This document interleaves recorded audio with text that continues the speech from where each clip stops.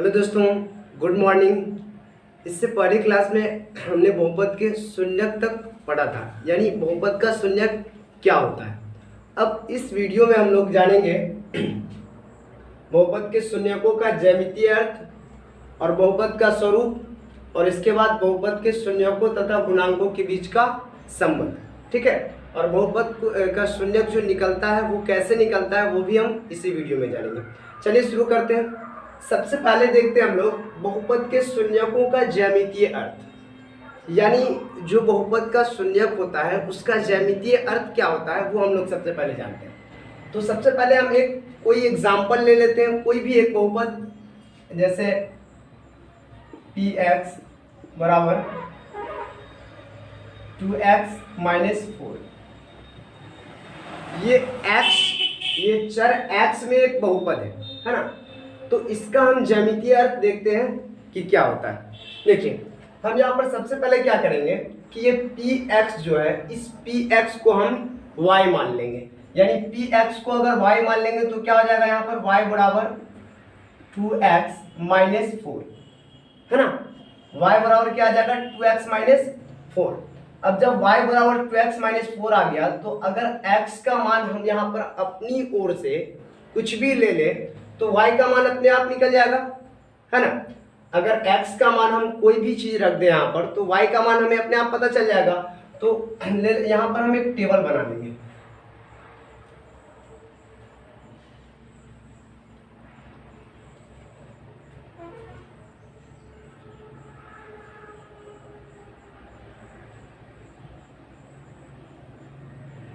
ये x का और ये y का। अब हम x का मान अगर यहाँ पर 0 लेते हैं तो ये क्या आ जाएगा, x का मान अगर 0 लेते हैं तो y का मान क्या आ जाएगा, y बराबर 2 इंटू 0-4। हम x की जगह पर क्या ले लेंगे, अब 0, क्योंकि हम x क्या मान लिए हैं, 0।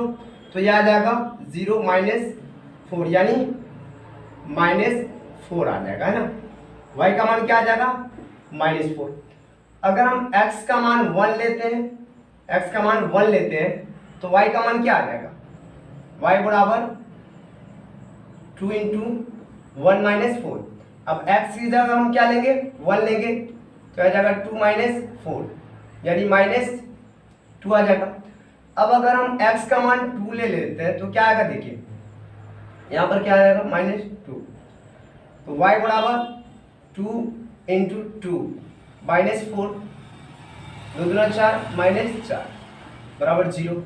तो y का मान क्या आ गया, 0 आ गया, है ना। ये हमने 3 मान निकाल लिया। अब हम इसका देखते हैं ज्यामितीय अर्थ, यानी इसका ग्राफ देखते हैं।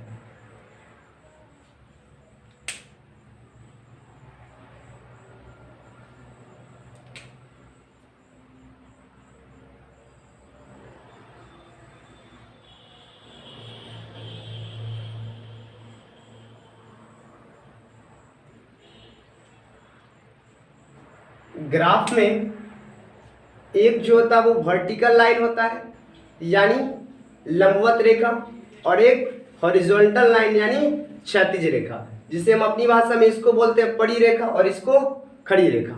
ठीक है, और यहाँ पर ये दोनों रेखा जहाँ पर एक दूसरे को काटती है यानी प्रतिच्छेद करती है उसको क्या बोलते हैं, मूल बिंदु यानी ओरिजिन कहा जाता है, जिसको O से डिनोट किया जाता है ना। और अब ये जो क्षैतिज रेखा है हम इसे x नाम देते हैं, x डैश x डैश, और इसको y अक्ष नाम देते हैं। ये जो क्षैतिज रेखा इसको x अक्ष, और ये जो लंबवत रेखा इसको हम लोग y अक्ष नाम देते हैं। ठीक है, इधर हो गया यहाँ से यहाँ तक x, यहाँ से यहाँ तक x डैश, यहाँ से यहाँ तक y, और यहाँ से यहाँ तक y डैश। अब देखिए, जब हम लोग दाईं ओर चलते हैं यानी 0 से दाईं ओर चलते हैं, दाईं तरफ, तो वहां पर जो है मान क्या आता है, पॉजिटिव आता है। तो यहां से हम शुरू करेंगे तो 1 2 3, ये दोनों के बीच की दूरी जो है, जितना हम लेंगे जितना बिंदु, वो सारे के बीच की दूरी एकदम एक समान होना चाहिए। यहाँ पर हम माप नहीं सकते, इसलिए हम अपने अंदाज से ले रहे हैं। ठीक है, तो ये आ जाएगा 4, ये आ जाएगा 5। ठीक है, अब नीचे इसका ऊपर हो जाएगा पॉजिटिव और नीचे निगेटिव, तो ये आएगा -1 -2 -3 -4 -5। अब ये इधर पॉजिटिव है तो इधर क्या आ जाएगा निगेटिव, तो ये -1 -2 -3 -4 -5, और ये ऊपर क्या आ जाएगा पॉजिटिव आ जाएगा 1 2 3 4 5। ठीक है। अब देखिए कि हम इस बहुपद के शून्यक को ग्राफ में कैसे दर्शाएंगे। सबसे पहला है 0 और -4, यानी x का मान 0 है तो y का मान क्या है -4। अब हम यहाँ पर देखेंगे कि x 0 कहाँ है, तो हम अभी बताए थे कि जहाँ पर ये दोनों रेखा एक दूसरे को प्रतिच्छेद करती है वो बिंदु क्या कहलाता है, मूल बिंदु यानी ओरिजिन कहलाता है। और ये मूल बिंदु पर y भी 0 होता है और x भी 0 होता है, तो यहीं पर x भी 0 होगा और y भी 0, तो यहाँ पर 0 किसका है, x का है ना, तो x का 0 यहाँ होगा, लेकिन यहाँ पर -4 किसका है, y का, तो हम 0 से -4 तक जाएंगे, तो 0 से -4 कहाँ आएगा, यहाँ आएगा, यानी ये 0, और यहाँ से -4 कहाँ आएगा, यहाँ आएगा, तो यहाँ पर बनेगा बिंदु 0 और -4। अब आप ये सोच रहे होंगे कि हम पहले 0 को क्यों लिखे और -4 को बाद में क्यों लिखे, तो आप ये जान लीजिए कि x के निर्देशांक को हम सबसे पहले लिखते हैं और y को उसके बाद लिखते हैं, यानी x का जो मान होगा उसको पहले और y वाले को बाद में लिखेंगे, इसलिए यहाँ पर 0 को पहले और -4 को बाद में लिखेंगे। ठीक है। अब आगे है -1 और -2 है ना, x का 1 है और y का -2 है, तो x का 1 कहाँ है, x का 1 यहाँ है और y का क्या है -2, तो x के 1 से ये रेखा इस तरह से आएगी, इस तरह से, और ये -2 से इस तरह से जाएगी, है ना, तो ये दोनों रेखा आपस में जहां प्रतिच्छेद करेगी वहीं पर ये बिंदु बनेगा, कौन सी बिंदु, 1 -2। ठीक है। ग्राफ में ये रेखा दी हुई रहेगी आपको, ठीक है, और वहीं से आपको ये निकालना है ना, यहाँ पर नहीं दिया हुआ इसलिए हमने खींच दिया, तो पहला ये x का कहाँ आएगा, इस तरह से रेखा आएगी और -2 के इस तरह से जाएगी, तो यहाँ पर मिलेगी, और जहाँ पर मिलेगी वो बिंदु कौन सा होगा, 1 और -2 होगा। ठीक है। अब अगला है 2 और 0, यानी x का 2 है और y का क्या है, 0 है, तो x और y दोनों यहाँ पर 0 होगा, है ना, दोनों कहीं है 0, तो अब हमें x का 2 देखना है ना, y का 0 तो है यहाँ, अब x का 2, तो x का 2 कहाँ है, यहाँ है ना, तो यहाँ पर आएगा 2 और 0, यानी x का पहले लिखेंगे और y का बाद में, तो ये तीनों बिंदु निकल गया, जो मान हमने निकाला था तीनों शून्यक वो यहाँ निकल गया। चलिए अब देखिए ये तीनों बिंदु को हम एक रेखा से मिला देंगे। ठीक है, एक रेखा से चाहे जैसे भी मिले हम एक रेखा से मिला देंगे।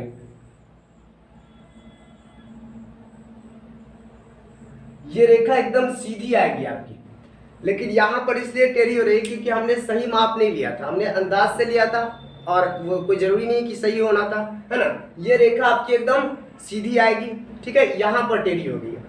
तो अब देखिए कि हमें पता क्या चला, यहाँ से हमने तो बस इसका ग्राफ बना दिया यहाँ पे, अब हमें इसमें समझना क्या है, तो हमें समझना ये है बहुपद के शून्यकों का ज्यामितीय अर्थ समझना है कि आखिर जो बहुपद का शून्यक होता है उसका ज्यामितीय अर्थ क्या होता है।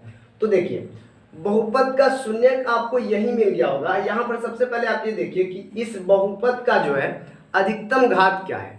अधिकतम घात इस बहुपद का 1 है ना, क्या है 1 है।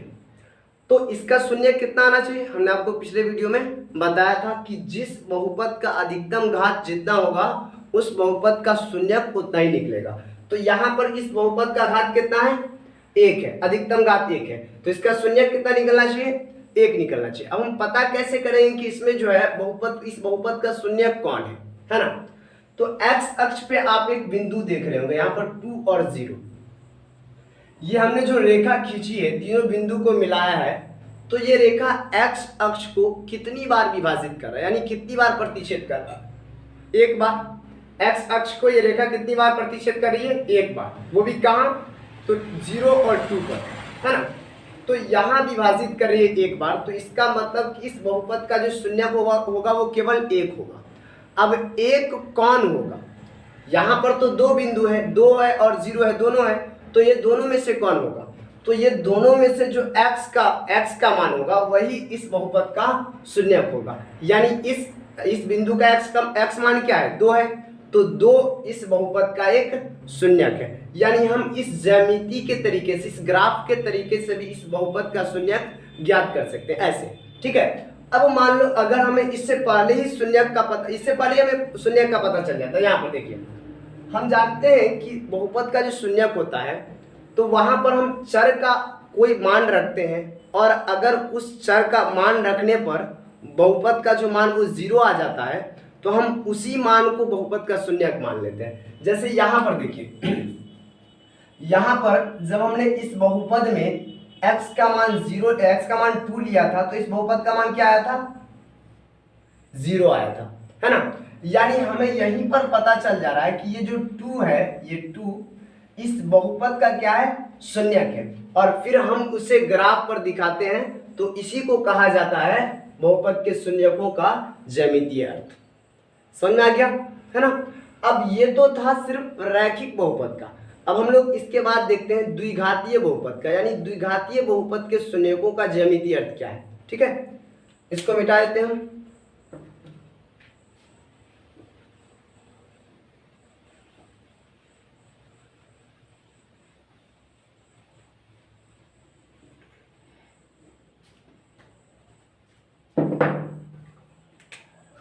अब कोई भी एक एग्जांपल ले लेते हैं द्विघातीय समीकरण का, तो ले लेते हैं x² माइनस 3x माइनस 4। ये द्विघातीय बहुपद है ना, द्विघात बहुपद है।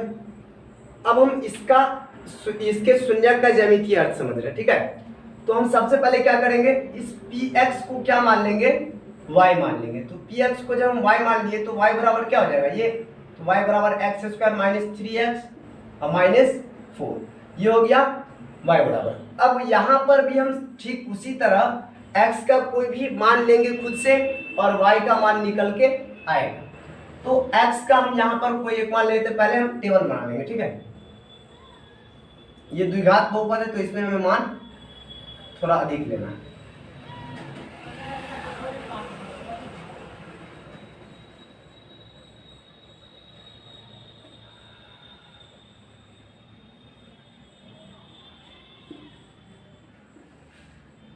हम x का यहाँ पर कोई भी एक मान लेंगे। तो हम सबसे पहले लेते हैं कोई भी चीज जो आपको मर्जी हो। ठीक है, तो यहाँ पर हम सबसे पहले ले लेते हैं -2 x का मान। तो x का मान -2 लेंगे तो y बराबर क्या हो जाएगा, y बराबर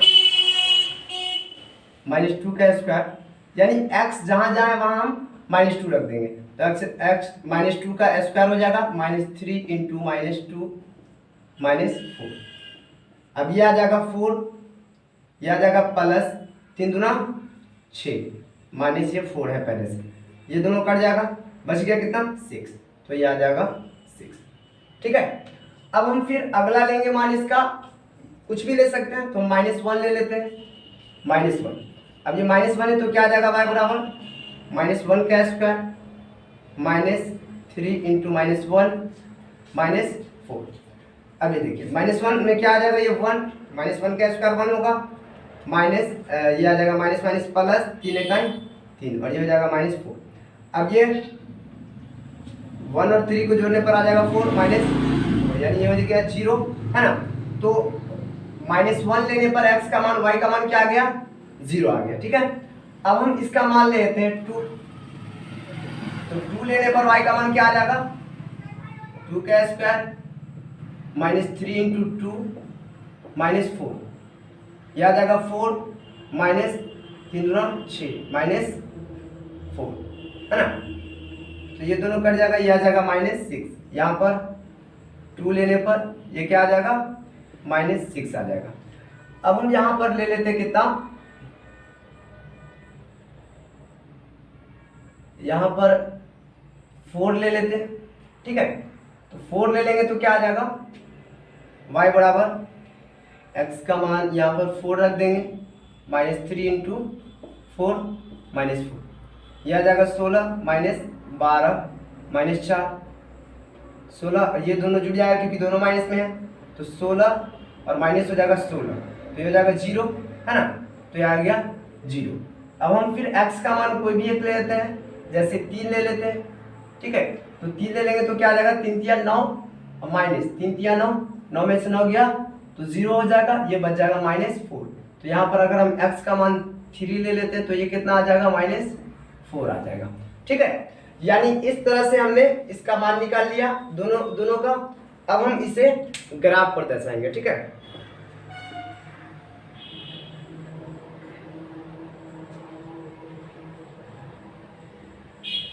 यहाँ पर एक बिंदु ज्यादा है क्योंकि 6 है ना, यहाँ पर 5 तक किए थे तो अब हमें 6 तक लेना पड़ेगा क्योंकि हमें एक बिंदु बढ़ाना पड़ रहा है। अब ये आ जाएगा 6, यहाँ पर भी हम इसको कर देंगे -6, इसको भी 6 कर देते हैं और यहाँ पर भी एक पड़ जाएगा, ये हो जाएगा 6, ठीक है।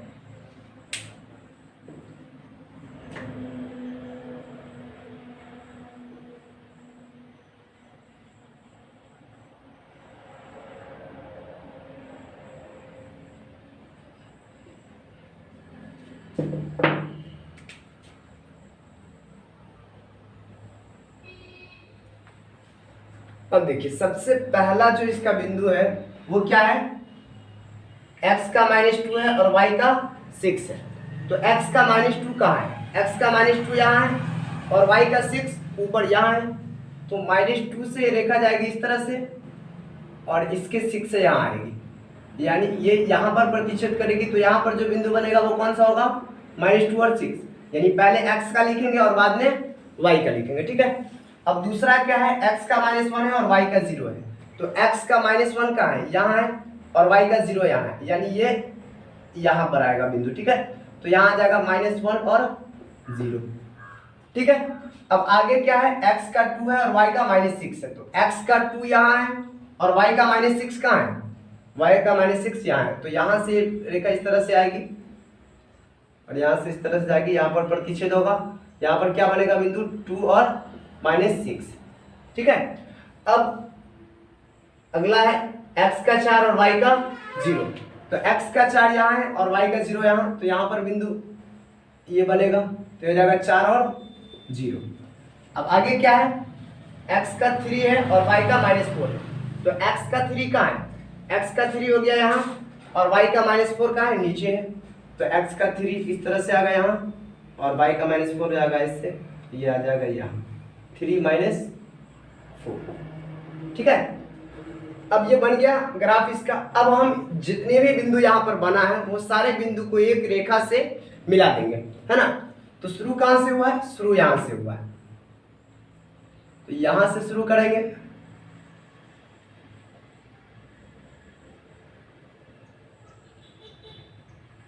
और कहाँ कहाँ बना है,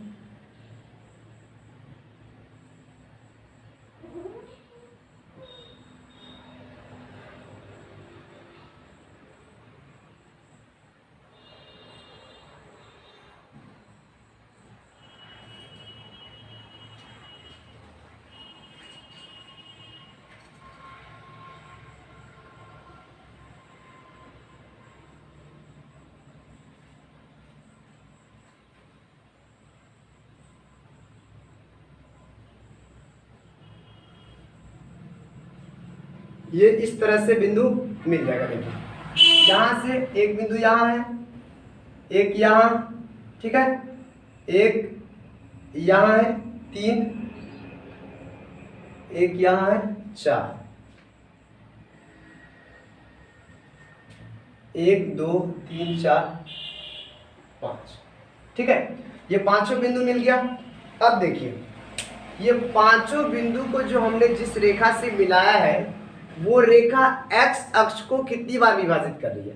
देखिए ये रेखा यहाँ से लेके यहाँ इस तरह से ऐसे ऐसे यहाँ गई है ना। तो ये रेखा पहले तो एक बार यहाँ पर x अक्ष को विभाजित कर रही है और दूसरी बार यहाँ पर, ठीक है। तो यहाँ पर पहले एक और ये दूसरा, तो 2 बार विभाजित कर रही है। पूरे अपने पूरे जितना बार ये घूम रही है उस पूरे घूमने में ये 2 बार x अक्ष को प्रतिच्छेद कर रही है, यानी 2 बार काट रही है। तो हम ये तो पता चल गया कि इस बहुपद का जो शून्यक होगा वो कितना होगा, 2 शून्यक होगा, क्योंकि x अक्ष को 2 बार विभाजित करिए इसका मतलब कि इसका 2 शून्यक होगा। अब दो शून्यक कौन कौन होगा? तो देखिए, पहली बार जब यहाँ प्रतिच्छेद करिए इस बिंदु पर x अक्ष को, तो यहाँ पर जो इस बिंदु का निर्देशांक है जो वो -1 और 0 है, तो इसमें जो x का है वो पहला शून्यक हो जाएगा, यानी -1 है ना x का, तो -1 हो जाएगा पहला शून्यक। और दूसरा क्या है, दूसरे में जो विभाजित करिए यहाँ पर, तो यहाँ पर भी पहला जो निर्देशांक है वो x का 4 है, तो दूसरा शून्यक क्या हो जाएगा 4। यानी इस बहुपद का दो शून्यक भी है, कौन कौन है? -1 और 4 है। ठीक है, तो हमें यहीं पर पता चल गया था कि वो -1 और 4 इस बहुपद का शून्यक है। कैसे? तो जब हमने यहाँ पर -1 रखा था x का मान, तो बहुपद का मान क्या आया था? 0 आया था। यहाँ पर जब 4 रखा था हमने x का मान, तो बहुपद का मान क्या आया था? 0 आया था। हमें यहीं पर पता चल गया था कि ये दोनों का शून्यक एक तो ये होगा और एक ये होगा, लेकिन हमने इसका ज्यामितीय अर्थ समझने के लिए क्या बनाया है? इसका ग्राफ बनाया, और ग्राफ से भी हमें स्पष्ट पता चल गया कि इस बहुपद का जो ग्राफ बन रहा है, तो वो ग्राफ की जो रेखा है वो x अक्ष को कितनी बार विभाजित कर रही है? 2 बार। इसका मतलब इसका शून्यक कितना है? 2 है, सिर्फ 2, इसके अलावा 3 नहीं हो सकता है। ठीक है, यानी इसका जितना अधिकतम घात होगा उससे ज्यादा किसी भी बहुपद का शून्यक नहीं निकल सकता है। जितना घात होगा उतना ही तक निकल सकता है, उससे अधिक नहीं। ठीक है, तो यहाँ पर x अक्ष को 2 बार विभाजित करें, इसका मतलब शून्यक 2 है। और कौन कौन है हम ये कैसे जानेंगे? तो जो जो बिंदु पर प्रतिच्छेद करेगी रेखा, उस बिंदु का हम दोनों निर्देशांक को देखेंगे, और दोनों में कौन सा निर्देशांक देखेंगे? x का देखेंगे। तो जो x का होगा वही इस बहुपद का शून्यक होगा। ठीक है, समझ में आ गया? तो ये है द्विघात बहुपद का शून्यकों का ज्यामितीय अर्थ। समझ में आ गया दोनों बहुपद के शून्यकों का ज्यामितीय अर्थ क्या होता है? अब हम आगे चलते हैं, बहुपद के स्वरूप को जानते हैं।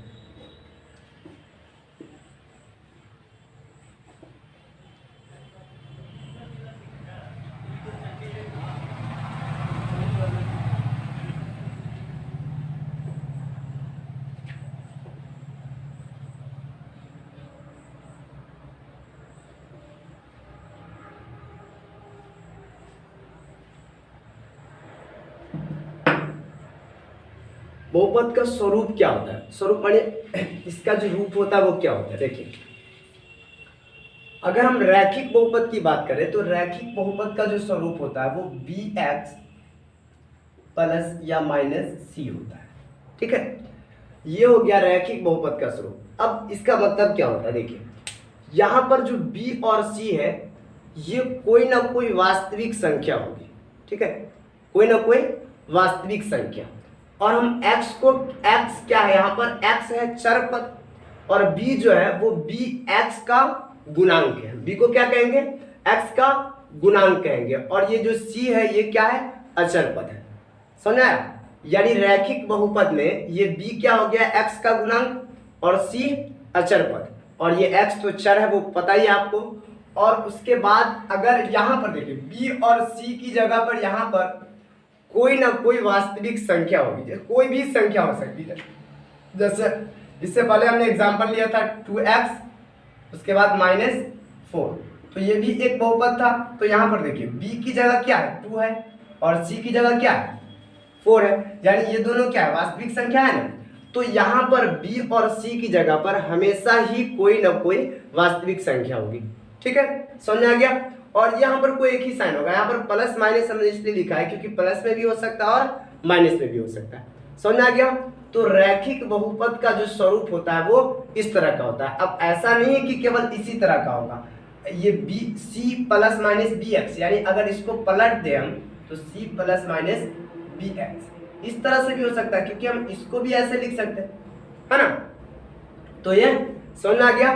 अब हम लोग देखते हैं द्विघात बहुपद का स्वरूप। ठीक है,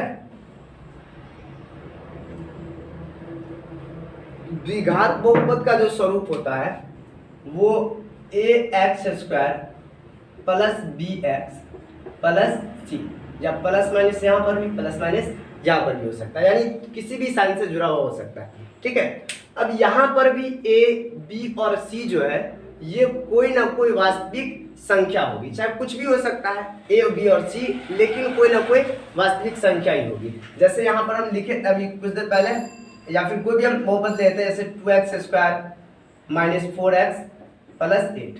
तो ये क्या है, यहाँ पर a की जगह कोई वास्तविक संख्या है, b की जगह पर भी कोई वास्तविक संख्या और c की जगह पर भी कोई वास्तविक संख्या है ना। तो यहाँ पर a जो है a वो क्या कहलाता है, वो x² का गुणांक कहलाता है। ठीक है, पहले तो a b और c तीनों क्या होगा, वास्तविक संख्या होगा। और दूसरी चीज क्या है कि a जो है वो क्या कहलाता है, x² का गुणांक कहलाता है।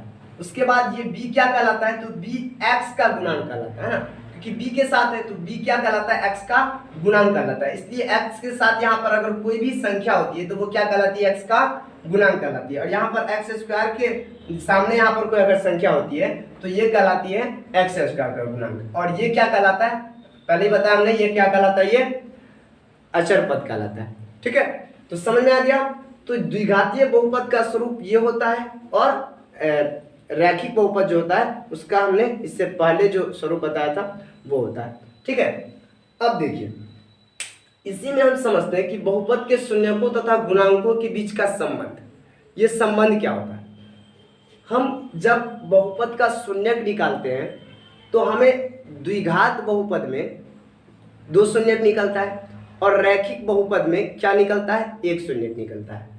तो द्विघात बहुपद में जो शून्यकों और गुणांकों का जो संबंध होता है वो क्या होता है, देखो दोनों शून्यक, हम दोनों शून्यक को अल्फा और बीटा मान लेते हैं। ठीक है, द्विघात बहुपद है तो 2 को शून्यक निकलेगा, तो एक हो गया अल्फा और दूसरा क्या हो गया, बीटा। तो ये दोनों का जो योगफल होता है, दोनों का योगफल वो बराबर होता है किसके, -b/c के, -b/a के। ठीक है, जो इसका शून्यक होता है, ठीक है, वो क्या होता है, -b/a के। दोनों शून्यकों का योगफल, ये क्या होता है, योगफल, शून्यकों का योगफल इसके बराबर होता है। और जो शून्यकों का गुणनफल होता है वो किसके बराबर होता है, वो c/a के बराबर होता है। ठीक है, वो क्या होता है, c/a के बराबर होता है। समझ में आ गया। तो अब ध्यान से देखिए कि अगर कोई भी बहुपद जो मतलब बहुपद का जो शून्यक निकलता है, जैसे अल्फा प्लस बीटा या फिर अल्फा इंटू बीटा, तो जब हम अल्फा और प्लस बीटा दोनों को जोड़ेंगे तो वो क्या आना चाहिए, -b/a आना चाहिए, -b/a आना चाहिए। और अगर हम दोनों शून्यक को यानी अल्फा प्लस बीटा को गुना करें, सॉरी अल्फा इंटू बीटा यानी गुना करें दोनों शून्यक को, तो वो क्या आ जाएगा, c/a आना चाहिए। ठीक है, यानी ये दोनों संबंध होता है किसमें, उसके बहुपद के शून्यकों और उसके गुणांकों में ये संबंध आना चाहिए। क्या आना चाहिए, दोनों शून्यकों का योग जो आना चाहिए वो क्या आना चाहिए, -b/a, और दोनों शून्यकों का गुणनफल जो आना चाहिए वो आना चाहिए c/a। समझ आ गया। और यहाँ पर -b का मतलब क्या है, ये वाला, यानी x का जो गुणांक है वो है -b। ठीक है, यानी b है वो, और उसके साथ -b आना चाहिए। और उसके बाद a कौन है, a है यहाँ पर x² का गुणांक, यानी यहाँ पर भी कोई ना कोई वास्तविक संख्या होगी। उसके बाद c क्या है, c यहाँ पर अचर पद है, यानी ये। ठीक है, समझ आ गया, कोई दिक्कत नहीं। अब हम एक एग्जाम्पल के जरिए ये दोनों को समझ लेते हैं और शून्यक निकालना भी जान लेते हैं कि शून्यक कैसे निकलता है।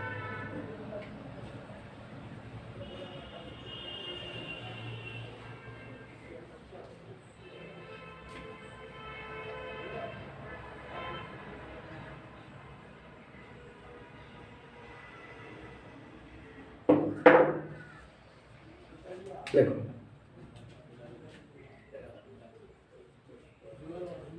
कोई भी एक एग्जांपल ले लेते हैं इसका, जैसे 2x² प्लस 5x प्लस 6। ठीक है, ये हमने क्या ले लिया, 2 को रहने देते हैं, x² प्लस 5x प्लस 6, ये हमने एक बहुपद ले लिया। अब हमें इसका क्या करना है, शून्यक निकालना है। तो हम सबसे पहले ये तो जानते हैं कि इसका जो शून्यक निकलेगा वो कितना निकलेगा, 2 शून्यक, क्योंकि इस बहुपद का अधिकतम पावर कितना है, वो 2 है ना। तो इसका 2 शून्यक निकलेगा। तो अब इसका हम 2 शून्यक निकालेंगे कैसे, ये द्विघात बहुपद है, इसका हम दोनों शून्यक कैसे निकालेंगे। तो हम सबसे पहले क्या करते हैं कि जो x² है ना, ये x², इसके गुणांक से अचर पद को गुना कर देते हैं। ठीक है, एक्स स्क्वायर के गुणांक से अचर पद को गुना कर देते हैं। तो यहाँ पर एक्स स्क्वायर का गुणांक कुछ नहीं है, मतलब एक है ना, कुछ नहीं है मतलब क्या है, एक है। तो एक से हम 6 को गुना करेंगे तो क्या आएगा, 6 ही आएगा। उसके बाद क्या करेंगे, दूसरी बार में इस 6 का हम गुणनखंड निकालेंगे, अभाज्य गुणनखंड। कौन सा गुणनखंड, अभाज्य गुणनखंड। तो इसका अभाज्य गुणनखंड क्या आएगा, पहले 2 से रहेगा तो 2 तिया 6, फिर 3 इकाई 3, है ना। तो ये आ गया इसका अभाज्य गुणनखंड। अब हम क्या करेंगे कि इसी दोनों को, ये जो अभाज्य गुणनखंड निकला, इसी दोनों को हमें जोड़ घटा करके 5 लाना है, ठीक है, ये बीच वाला पद लाना है। तो अगर हम इस 2 और 3 दोनों को जोड़ दें तो हमें ये 5 मिल जाएगा, है ना। तो पहले क्या आएगा, एक्स स्क्वायर और प्लस, दोनों को जोड़ना ही है ना, तो 2x अब प्लस 3x, ये प्लस 6 है तो ये रहेगा ही प्लस 6। समझ आ गया इतना। अब देखिए, अब ये एक्स स्क्वायर और ये 2x, इसमें से हम क्या कॉमन ले सकते हैं, x कॉमन ले सकते हैं, तो x इसमें से हम कॉमन ले लेंगे। अब यहाँ क्या बच जाएगा, यहाँ सिर्फ x बच जाएगा और यहाँ सिर्फ 2 बच जाएगा। अब ये दोनों में से हम क्या कॉमन ले सकते हैं, 3 कॉमन ले सकते हैं, तो प्लस 3 कॉमन ले लेंगे और यहाँ क्या बच जाएगा, x, और यहाँ भी प्लस 2 बच जाएगा। अब ये दोनों में से हम क्या कॉमन ले सकते हैं, x प्लस 2, तो x प्लस 2 हम कॉमन ले लेंगे, तो यहाँ क्या बच जाएगा, x, और यहाँ प्लस 3 बच जाएगा। ये हो गया, ठीक है। अब हम इसका शून्यक निकालना है ना, तो ये 0 के बराबर होना चाहिए, इसका मतलब ये होगा 0, ठीक है, यानी px बराबर 0 हो जाएगा, ये 0 हो जाएगा, ठीक है ना। अब जब ये 0 के बराबर हो गया, यहाँ पर भी 0 के बराबर ये होना चाहिए। अब इसको भी हम 0 के बराबर कर देंगे और इसको भी 0 के बराबर, तो ये x प्लस 2 हो जाएगा बराबर 0, और यहाँ पर x प्लस 3 बराबर 0। अब x बराबर हो जाएगा, ये प्लस 2 उधर चला जाएगा तो क्या आ जाएगा, -2, और ये प्लस 3 उधर चला जाएगा तो क्या हो जाएगा, -3, यानी एक शून्यक आ गया -2 और दूसरा शून्यक आ गया -3। समझ आ गया।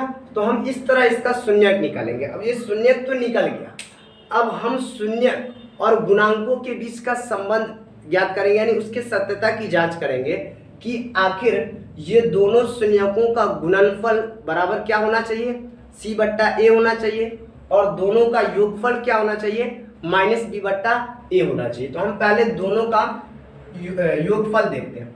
तो योगफल क्या आ जाएगा, दोनों का -2 और प्लस -3, है ना, बराबर क्या आना चाहिए, -b/a आना चाहिए, है ना। तो ये आएगा -2 और ये प्लस -3 आ जाएगा।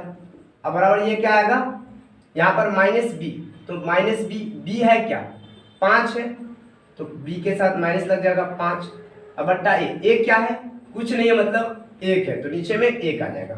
अब ये दोनों को जोड़ के क्या आएगा, -5 आएगा। अब बराबर यहाँ पर भी हम बट्टा में अगर 1 है नीचे तो 1 को हम हटा सकते हैं अपने मन से, कोई दिक्कत नहीं है। तो यहाँ पर भी -5 आ गया, यानी हम देख चुके हैं यहाँ पर कि ये जो दोनों शून्यकों का योगफल आ रहा है, दोनों शून्यकों का योगफल वो किसके बराबर आ रहा है, -b/a के, और ये बराबर आना भी चाहिए था। अगर ये दोनों बराबर नहीं आता तो हमारा हम जो शून्यक निकाले हैं वो गलत हो जाता है, ये बहुत सही नहीं होता, ठीक है ना। तो ये समझ में आ गया, यानी शून्यकों का जो योगफल होता है वो किसके बराबर होता है, -b/a के, है ना। और अब हम शून्यकों के गुणनफल की बात करते हैं। तो शून्यकों का गुणनफल क्या हो जाएगा, -2 इंटू -3 किसके बराबर आना चाहिए, c/a के। तो c है क्या, यहाँ पर ये दोनों को गुना करेंगे तो आ जाएगा +5, है ना, 5। अब बराबर c क्या है, c यहाँ पर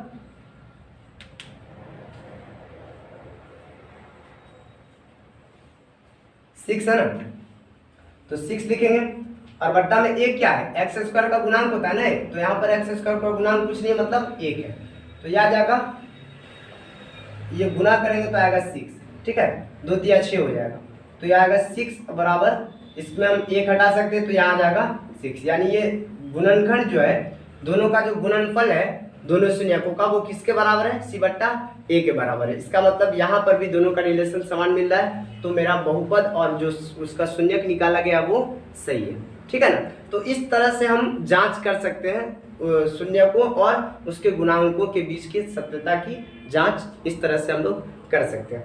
ठीक है ना।